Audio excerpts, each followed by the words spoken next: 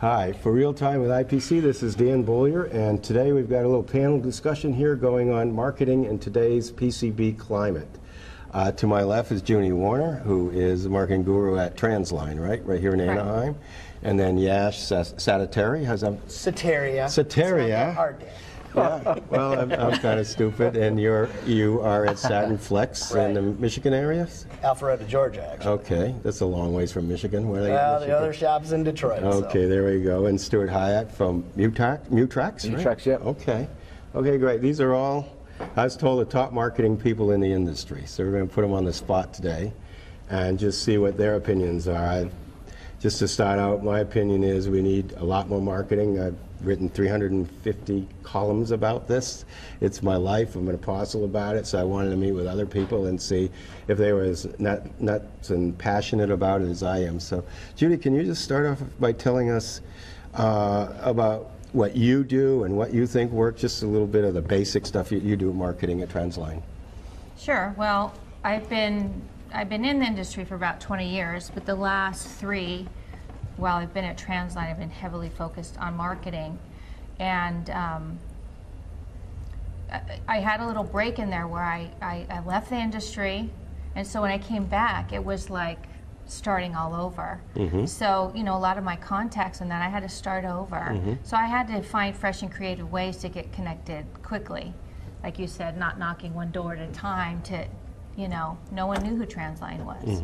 So I started engaging heavily in investing huge time with LinkedIn and using social media, and then doing face-to-face events like this event, the trade shows and that kind of thing. But LinkedIn has been huge. I have over 1,200 connections now, and they're all engineers. So I'm talking to my target market every day. Okay. So that's been a good thing for me. Okay, well, that's good. We got a social media person. We'll get back to that. Okay. Yash, how about you? Yeah, I mean, we used to do the trade show thing like 10, 12 a year. Right. I cut that down to 3, basically this one, and then the National Minority Show, and then when Mexatronica was around, we were doing that, and that seemed to fit the bill. Just go for the big ones and do them hard. Social media, I don't know, I could never get into it. I just don't have the gift of gab, but our focus, Sure a lot you of it. do. Yeah. We don't call it gab, but you've got It's like that. online BS, right? No. You know, the marketing that came most natural to us was, you know, basically technical marketing. Yeah. You know, whether and really it's defining who the hell you want to sell to. You guys do the permission marketing newsletters, the technical. We'll do some of the newsletters. Yeah. A lot of, you know, last year we had a lot of articles between PCB Magazine and SMT Magazine. But that was more, you know, just kind of almost not showing off, but just speaking to the market. Here's what we think is important. Right. Not I wasn't selling Saturn. That's just a byproduct. We were just issuing the technical knowledge to the industry. But really, a lot of the focus was SEO. Creating an actual useful website as opposed to how many websites do you go to where it's a story of how they started. Who cares? It's about them. Who cares? Yeah. You know, let's make it about the customer. Here's a bunch of stuff. What do you want, right? Make it easy. And so it's worked for us. Not to say that's going to work for everybody. No, it's two different but related perspectives. How about you, Stuart? As this guy knows, my background's actually capital equipment, so it's a different. It is a different ball game. Getting people drunk and then getting to sign contracts. Well, I used to work with you. it worked fantastically well. Remember that time I wired 300 grand to you and then you went out of business? Yeah, but the money was good. Okay. We're losing control here. Go ahead, Stuart. No, nice. The whole notion of selling capital equipment is obviously different. Completely different. I'm with you actually. I'm not sure about the social media stuff for what we want to do. There's actually there's a limited number of people that you've got to talk to, and actually people want something that's different. If you're selling a Me Too product, it's really tough. And actually then trade shows become important, and I can talk to you all day about trade shows and what I think about this trade show. But also, I'm also with you, just the notion of getting publications out there that are more general rather than specific to the company. It's just about profile and getting brand recognition. I'm in the unusual position right now that we bring in a brand new product and new technology to market with no brand recognition whatsoever. So actually all the work that we've been doing is along those lines. Yeah, but you have to also consider your own brand. Yeah, I was just kidding you about the other stuff, but you know, Stuart's actually very knowledgeable about what we do, which is different from how a lot of other people try to sell. Again, it was talking about, oh, look at my machine, my machine. His, at least in my opinion, his goal was relating what it is the capital equipment does to what I do and how it's going to make my life What the easier. capital equipment can do for you. Exactly. Yeah, Right. but I think that's that's what important. marketing's about. And marketing's about actually fitting the product to the customer need. And if you're not going to take the time to listen to the customer need, then why bother? But you, I think- you can shout about it forever. If it doesn't fit, then what's the point? Right. Right. Part of it, I mean, the old definition I got years ago is marketing and sales. Sales, you're fishing with a fishing pole and a lure and trying to catch a fish, where marketing, you're getting the fish to jump in the boat. And that's really what it is. You're trying to get the customer to want to work with you. The sale is a lot easier to make when they're calling you. Absolutely. And I want to clarify on the social media side is I don't just go out there and say, oh, I had a hot dog for lunch, how are you? Yes. I write blogs, Yes. I'm putting out technical data, you know, so I write blogs for Microwave Journal. You're not talking about the dreams you had. No. No, not only that, So I to want to back her up, clarify yeah. because that has no place, obviously, in our market. So I am putting out some stuff with substance there. It's the delivery vehicles that I use, they've been effective for Right. me. And I was just telling Dan earlier today that I write business straight out of LinkedIn. Can you believe that? Yeah, I do. she does. I mean, people call me up and I get orders straight out of LinkedIn. But that didn't happen overnight. It happened because I put a lot of good content out there. I let people know that we know what we're talking about. We can provide, you know, we're experts in a certain niche and area. And then over time, it builds this Yeah. trust. So You- when they are ready to go, they think of And me it's a first. You Great. guys, So- with your valuable content, need to be doing what she's doing. Yeah, It's a well, tie-in. there. I think we're all doing it in a different way. It wasn't to talk down to social media at all. No, but no. It's like the internet has changed the entire dynamic of how Absolutely. we as an industry can market. Absolutely. The problem is, and we talked about it in the previous panel, I'm the youngest person in the industry, it seems like, and I'm pushing 40. So adopting these new methodologies and Absolutely. technologies has been very slow in our industry. Yeah. I mean, Absolutely.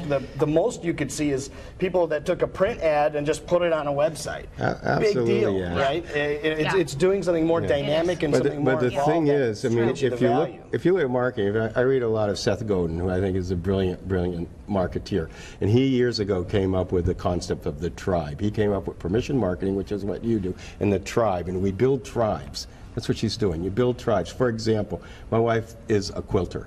So anything that comes over the internet that's about quilting, she's going to open.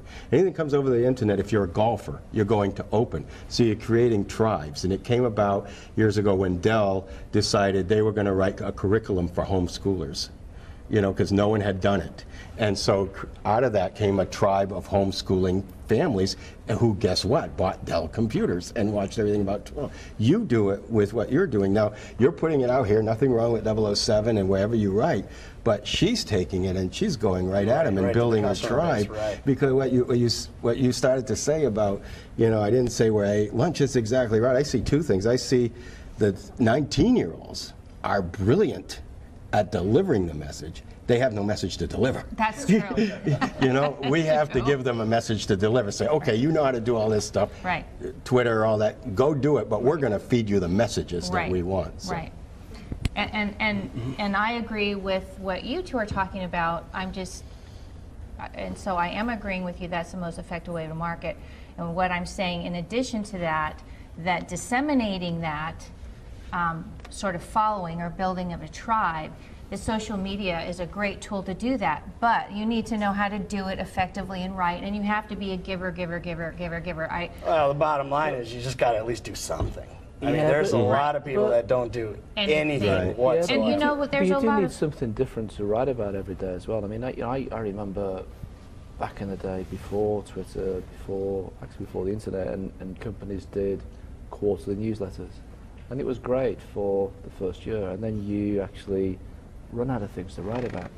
So it's important. Again, I think it depends on the setting. I could not humanly write a blog or a Twitter feed about what we're doing in Mutex every day today, because there's not enough to write about. And Even if there was, I'd just start getting pissed off if I had to do it every day and come out more bitter. It's not you doing it. It's not you doing it. You have people who do you it. can sub that out. Well, not necessarily, because we're in a startup, so I actually am the sales and marketing department. So if we were going to do it, it would be me. See, and part of that, and you're right, and I hear that all the time, Stuart, but it's like, that's too bad. You got to figure it out. We have to figure it out. I don't want to be. I was at the IMS show, and this company that I knew about had written a nice blog, and I asked them about it, and they said, "Oh, we paid some guy like $50 a technical writer on Guru.com."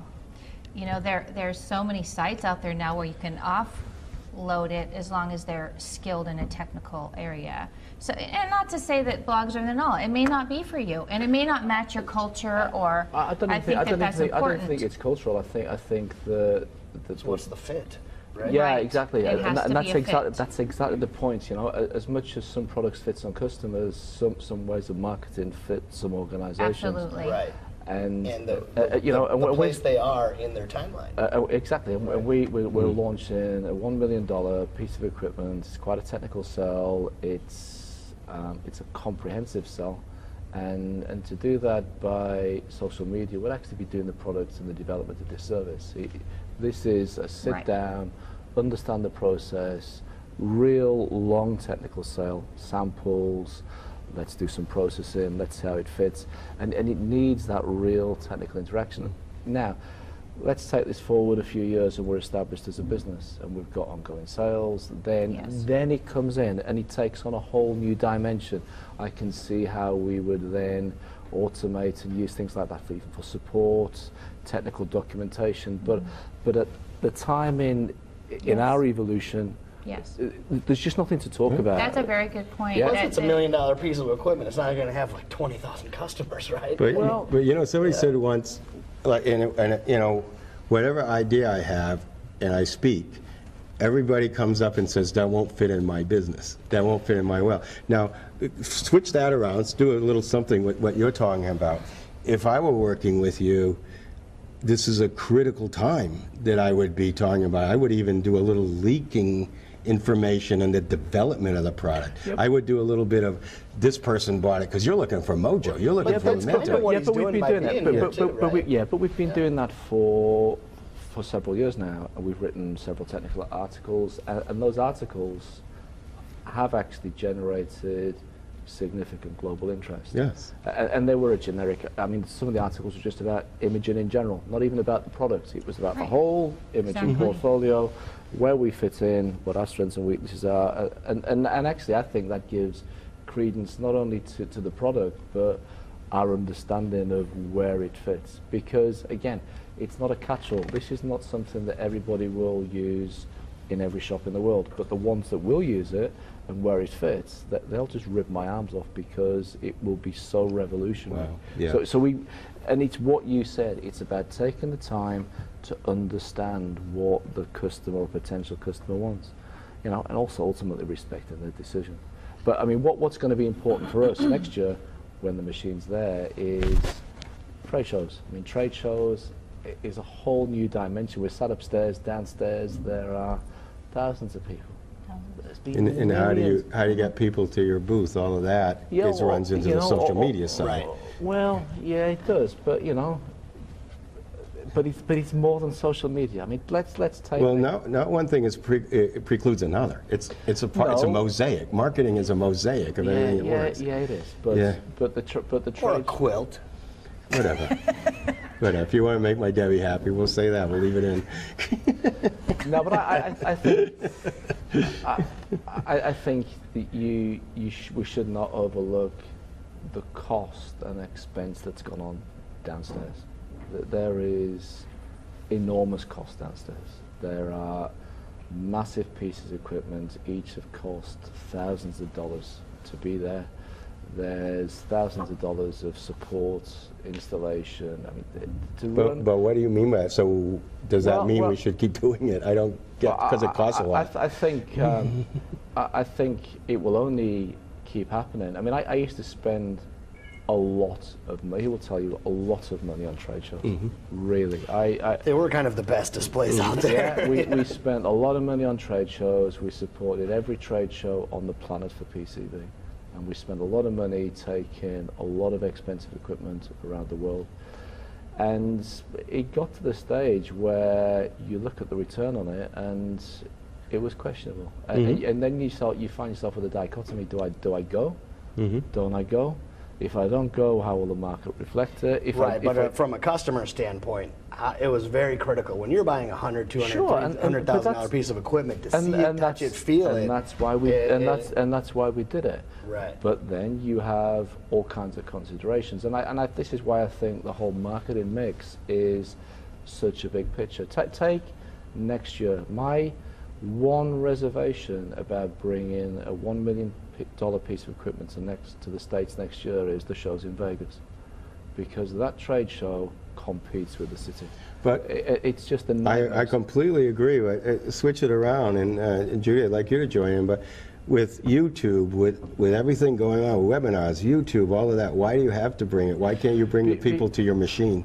Well, actually we can. Or the machine to the people. Well, actually we can, and actually we have been. But I call me old-fashioned, but I believe that we're all pulling out quite a nice living out of an industry, and we can't do everything virtually. There is a place, there's a real place, I believe, in the world market to bring experts together at forums like this to exchange opinions, be it on marketing, be it on technical.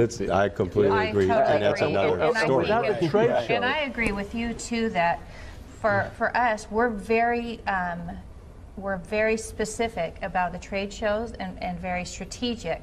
We don't do one a month. Right. We do 3 or 4 a year, period, and it's very strategic. So the trade shows are still important. However, what you're saying, I guess what I'm wondering about what you're saying is, you're here as part of a marketing thing, so what does work for you? Well, I mean, some trade shows are better than others. And I've got lots of experiences of trade shows around the world, and I love coming to the States. I love IPC, but if I'm frank about it, it's not the most exhibitor friendly if you want to sell capital equipment. Compared to Productronica, I take Productronica. I mean, there are parts of Productronica that I like, and the parts that I don't like. The 4-day notion of a show, I don't know. Stop right there. I think the IPC hit squad's around the corner. But you know, this is about. If we're going to talk about it, then we should talk frankly, you know. And you're 40-ish and I'm 50-ish, and we're still learning. And I think the whole industry's got a responsibility to try and keep learning. I think the bottom line of marketing is, you know, having this big break kind of gave me a unique perspective, because time had passed and I needed to speed up and catch up. And when I first left the industry, the printed circuit board business was just starting to flow offshore into Asia. It was just starting to get real hard. I was making a great living. It was just starting to get hard. My husband's business took off, and I had little kids, and I chose to go and raise 2 daughters for a while. When I came back, I had to take all my old assumptions away because they no longer applied. What you're saying is, I'm new, I'm fresh. Why isn't anyone getting out of the past and trying new progressive things? We have new tools or new things available to us. You're right, Jude. And this industry specifically seems so hesitant to engage with new tools and so quick to say social media doesn't work for me, doesn't work for this industry. And I'm not talking to you specifically. I'm saying people who I talk to in the industry at large say, that won't work, that doesn't work, I don't know, it's just word of mouth, I just need to put more salespeople, or they keep, you know, doing the same things over again, hoping for different results. Those are the same people that ask, oh, well, how'd you grow 10% when the industry was down 5%? But you know, Yash, they're not the brightest bulbs in the. That's the majority. There's a reason they're not at this table and you are. Right, exactly. You know, there's a reason you're at this table. That actually is true. But I also think as well, I mean, one thing that I do think is invaluable on a daily basis. For example, the electronic newsletters that come out. I do think that is interesting. I guess all of you guys look at that when it comes out, as I do, to find out what's going on in the press. And I think that becomes actually quite an interesting vehicle for advertising too, because it's fresh news, and because it's kind of a global perspective rather than something that's just what I'm saying. It is what's going on in the industry today. I mean, certainly when Mutrax does advertise. It's like niche marketing, basically. Yeah, but when we do advertise, that's where we'll advertise, because I know there are going to be thousands of people every day looking on the daily newsletters to find out what the hell's going on, because I'll be doing it too. So if we're going to do any advertising, that's where we'll do it. Right. But, you know, again, we do the social media stuff, we'll do that marketing, but if you're selling big pieces of equipment, you do need good trade shows too. And it's a whole shebang that's got to be right. Okay, on that note, we better, can I ask you to do 10 seconds each? We don't have a lot of time, but if you could just 10 seconds on just a wrap up of what you think marketing, and then you, just your philosophy, just to tie this all together. Well, I agree that we're all still learning, and we always need to be evolving, because the market's always evolving. And if we're not evolving, we're going backwards. So I think the best kind of marketing, sort of like you said, is saying, what kind of problems do my customers or my potential customers have, and how do I solve them? And then how do I deliver those solutions in a way that lets them know that I'm the go-to person to help solve that problem. Okay. You know, my philosophy is a little bit more simple. Maybe it's just the laziness. I just market your strength. We market what you're good at, and the people that need it will come to you. It's pretty simple. Very good. So if you don't have a lot of things you're good at, build a list and get better. Thanks, Yash. Stuart. I think mine is, and he'll tell you this, is just don't be afraid to ask stupid questions of your customers, because if you do that, you will find out what they need, and if you've got the right product, sell it, and if you haven't, shake their hands and walk on. Don't sell them a pup. Don't sell them something that you know doesn't fit. Right, because you're the trust. Very good. It's about the next order, isn't it? Well, I appreciate your time. I appreciate your candor. I think we could have gone on. We could turn this into a mini-series, I think, and show up once a week, but we're not going to do that. I don't think it'd be very popular. I think it would be fun. You've seen Shark Tank. Us four would watch it. Yeah, we'd have fun anyway. So there you have it from three marketing experts and myself. This is Dan Bollier for IPC Real Time. Thanks for watching.